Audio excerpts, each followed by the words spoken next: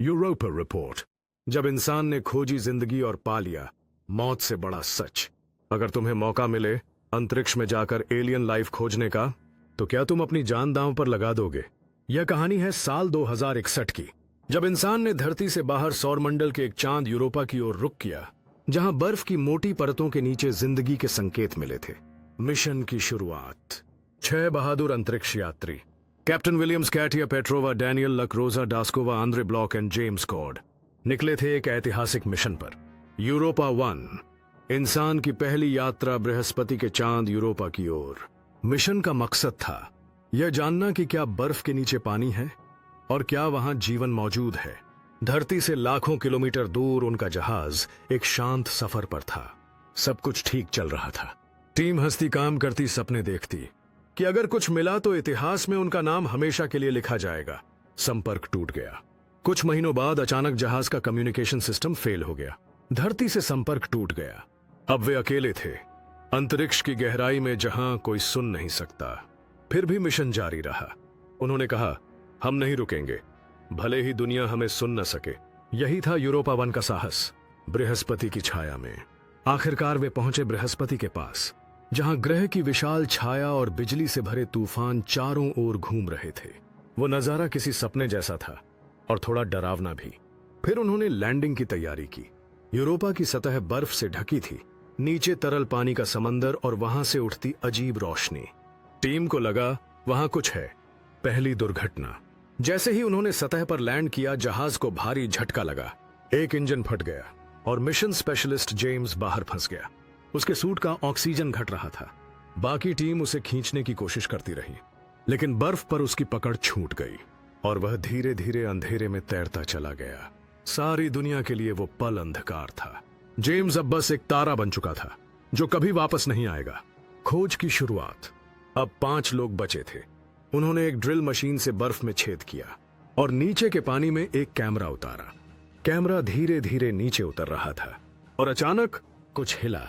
Screen पर रोशनी की लहरें दिखीं, जैसे कोई जीव नीचे तैर रहा हो। पूरी टीम की आंखें चमक उठीं। उन्होंने पाया था वो जिसके लिए इंसान सदियों से खोज में था। धरती के बाहर जिंदगी। खतरा शुरू होता है, लेकिन तभी कैमरा फट गया। कुछ ने उसे तोड़ दिया था। वो कोई छोटी चीज नहीं थी, वो शक्तिशाली थी और वह अब उनके पास आ रही थी। अचानक जहाज हिलने लगा। अंदर की लाइटें झिलमिलाने लगीं और रेडियो पर सिर्फ अजीब आवाजें आने लगीं, जैसे कोई गूंज जहाज के चारों ओर घूम रही हो। बर्फ के नीचे की मौत। इंजीनियर आंद्रे ने बाहर जाकर सिस्टम ठीक करने का फैसला किया। वो अकेला सूट पहनकर बाहर गया। नीचे बर्फ के बीच हल्की नीली रोशनी चमक रही थी। वो झुककर कुछ ठीक कर ही रहा था कि नीचे से कुछ निकला। एक तेज प्रकाश, फिर गूंज और आंद्रे की चीख। कंट्रोल स्क्रीन पर उसका सिग्नल गायब हो गया। बाकी टीम बस देखती रह गई। उसके बाद फिर कभी आंद्रे नहीं दिखा। उम्मीद और डर का संगम। अब सिर्फ 3 सदस्य बचे थे, रोजा, डैलस और कैटिया। वे जानते थे अगर अब उन्होंने मिशन छोड़ दिया तो सारी मेहनत बेकार हो जाएगी। कैटिया ने कहा, अगर हम यहां मर भी जाएं तो कम से कम दुनिया को सच पता चले।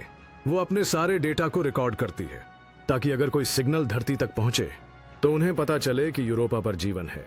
आखिरी बलिदान। अचानक जहाज की ऊर्जा खत्म होने लगी।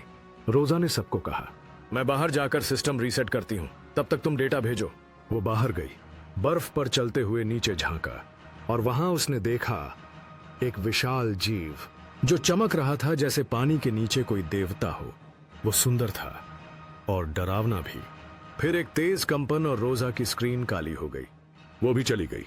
अब सिर्फ एक थी, कैप्टन रोजा। वो अकेली थी। जहाज आधा डूब चुका था, लेकिन उसने आखिरी बार कैमरा ऑन किया और कहा, अगर कोई ये रिकॉर्ड देख रहा है तो जान लीजिए हम अकेले नहीं हैं। जिंदगी सिर्फ धरती तक सीमित नहीं है। फिर जहाज धीरे धीरे बर्फ के नीचे चला गया और सिग्नल हमेशा के लिए गायब हो गया। धरती पर सन्नाटा। कई साल बाद धरती पर मिशन का कुछ डेटा मिला। सिर्फ कुछ सेकंड की फुटेज, जिसमें दिखता है एक चमकता हुआ जीव जो कैमरे की ओर बढ़ता है और फिर स्क्रीन ब्लैंक हो जाती है। यूरोपा रिपोर्ट कोई साधारण साइंस फिक्शन नहीं। यह इंसान की उस जिज्ञासा की कहानी है जो खतरे से नहीं डरती, जो अंधेरे में भी सच्चाई खोजने निकलती है। उन्होंने मौत नहीं पाई, उन्होंने साबित किया जिंदगी कहीं ना कहीं अब भी सांस ले रही है और जब अगली बार कोई इंसान आसमान की ओर देखेगा तो शायद उसे याद आए वहां बर्फ के नीचे कोई हमें देख रहा है।